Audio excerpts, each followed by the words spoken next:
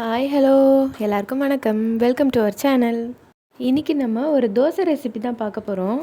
எப்போவுமே ஒரே மாதிரி தோசை சாப்பிட்டுட்டு இருக்கீங்களா? அப்போ இந்த மாதிரி ஒரு தடவை கண்டிப்பாக ட்ரை பண்ணி பாருங்கள். நல்லா மொறு மொறுன்னு இருக்கும்.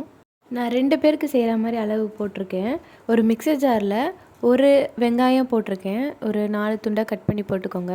ஒரு 5 பல் பூண்டு, கொஞ்சம் சீரகம் ஆட் பண்ணிவிட்டு அது கூடவே உங்கள் டேஸ்ட்டுக்கு ஏற்ற மாதிரி காரம் ஆட் பண்ணிக்கோங்க. நான் ஒரே ஒரு காஞ்ச மிளகாய் ஆட் பண்ணியிருக்கேன்.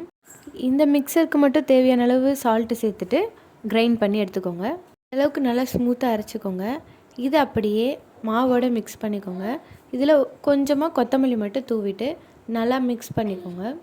இது அப்படியே தோசை சுட்டு பாருங்கள். இதுக்கு சைட் டிஷ்ஷே எதுவுமே தேவையில்லை. இதனால் சைட் டிஷ் வச்சிங்கன்னா இன்னும் சூப்பராக இருக்கும்.